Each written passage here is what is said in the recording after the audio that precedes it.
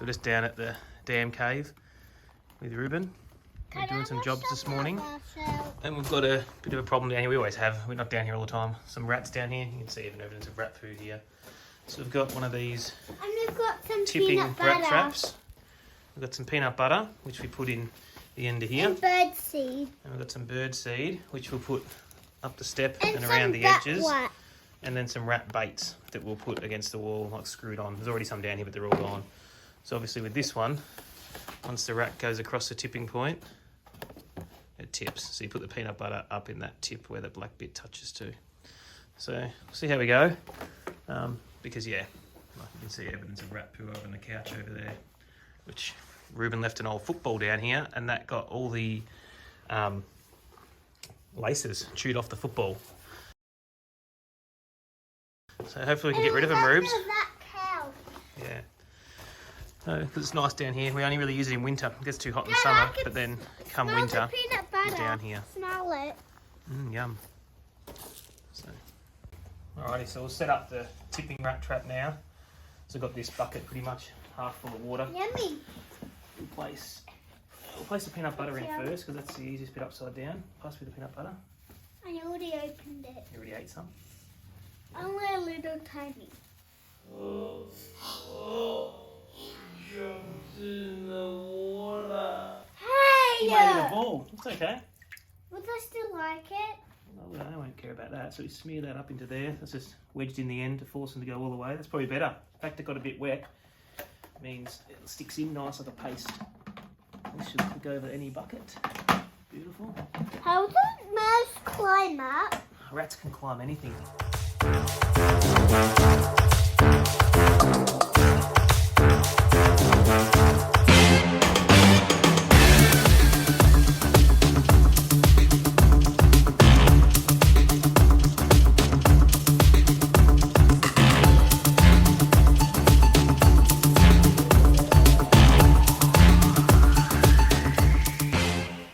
And for the ones that don't take that bait, we've got some of these patrol baits. So we'll put some of these out. Can we check This one on we just screw, simple screw, thread them through.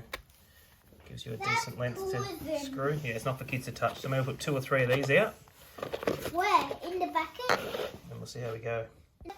So we added a couple of baits just like that, screwed in. Here. Remember when Daddy when we saw blue tin lizard? Alright, so hopefully we're taking care of those rats.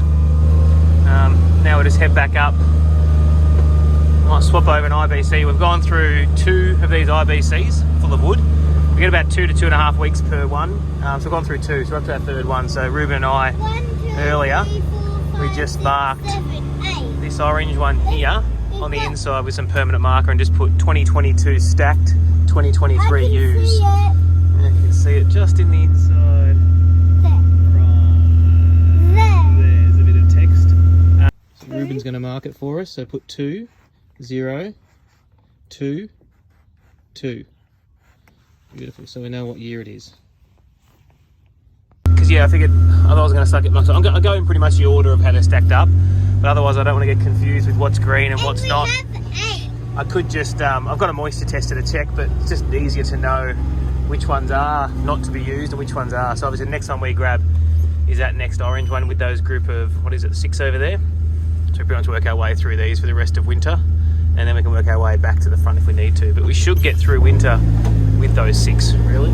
So we might do a bit of stacking of these. It's good weather to do it. It's about, probably tops of 9 and 10 at the moment. 4 or 5 mil of rain every day. It's beautiful weather, nice to be outside.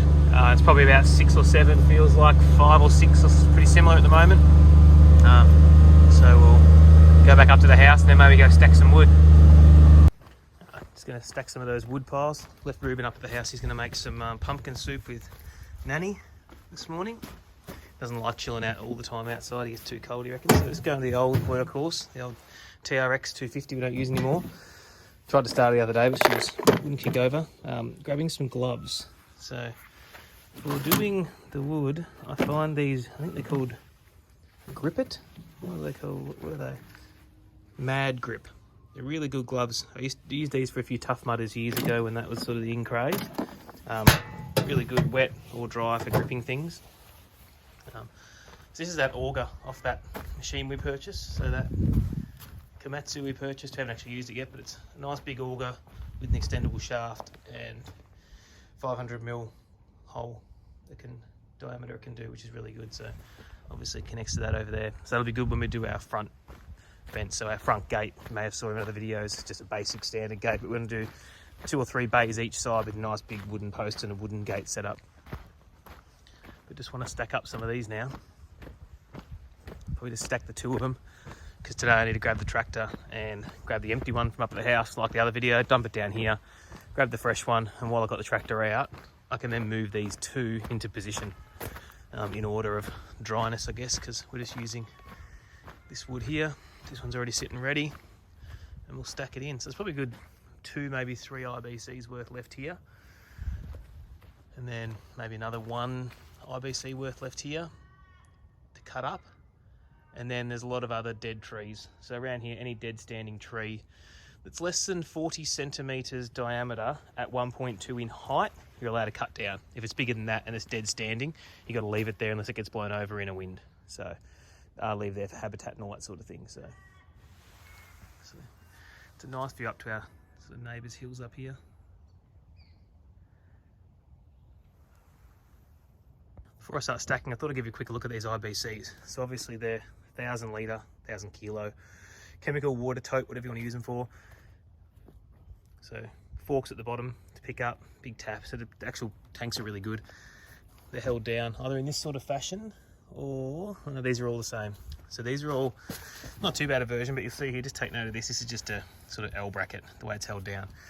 So you take them out, pop them out, and if you cut the tank on the diagonal all the way around, you end up getting 2 lids out of each tank. So, which is good for when you get, sometimes you can get deliveries of just the cage without the bladders, which means they're still useful, especially if you've already got, because every single one of them we get with the bladder, you get 2 lids from. So you'll see on this version here, I sometimes cut them out a bit deeper now. This one's a bit shallow, so I only cut this one. I can easily fix it. I've only cut it, leaving it to lean over a fair bit. It's easier, holds the wood in better, but it's better if you have it the other ways, you can get in better. So that's one with the lid on.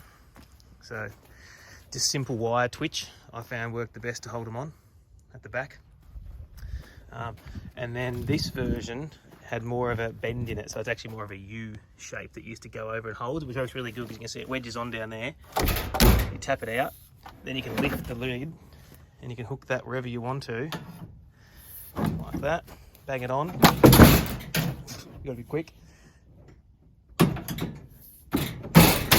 Bang it on, and then your lid's held up for you to access and do what you need to do. So it's not going to fall on your head, it's not in the way.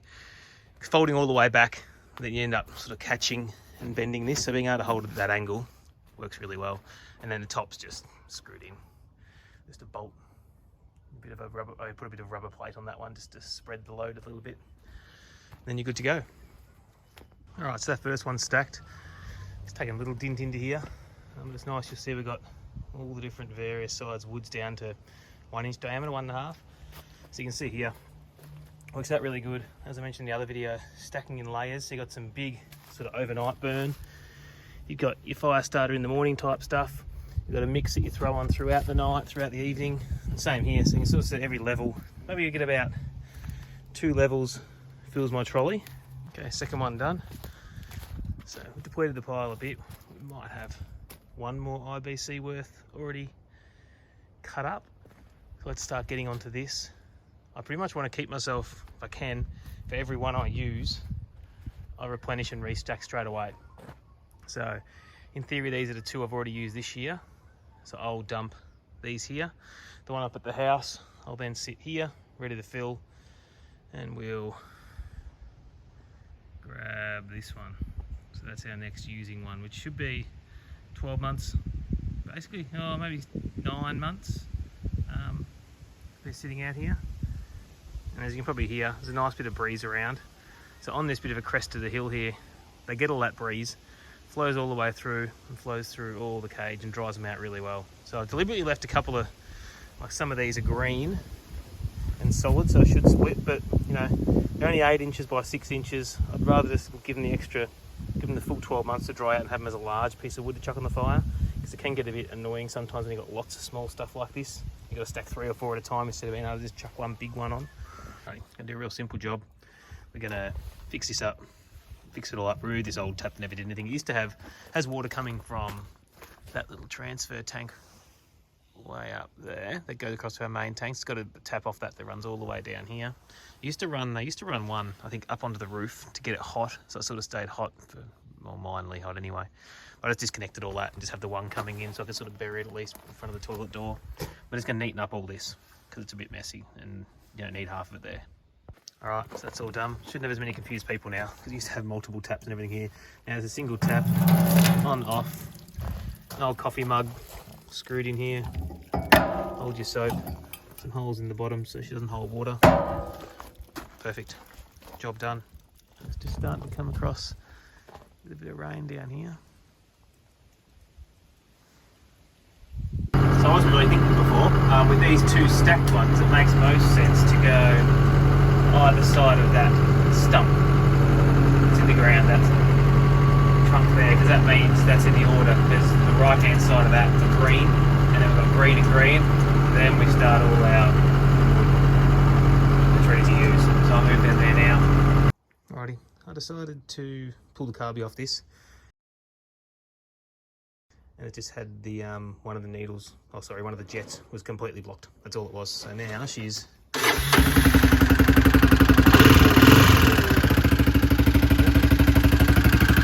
some air in the tyres and then she can park it back and make sure I start it more regularly so it doesn't get gummed up. And run it out of fuel. Make sure I turn the tap off and run her out because it's rarely used. So today we're just doing a bit of clearing weeds and thistles. Good job, Rubes. Just clearing up while the ground's a bit soft. And Michael's come out with the excavator, father-in-law. So he's just getting rid of the tea tree. So you can see I flail mode here. But in and around all these trees was a bit tricky, so these have only been done with the brush cutter once.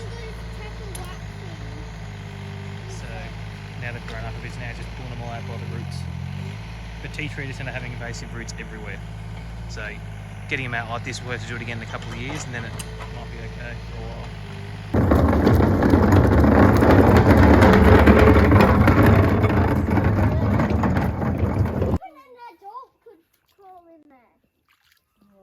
I'd want to. Me either, but I could. No, Daddy, guess what? I'm only going to be on the walk.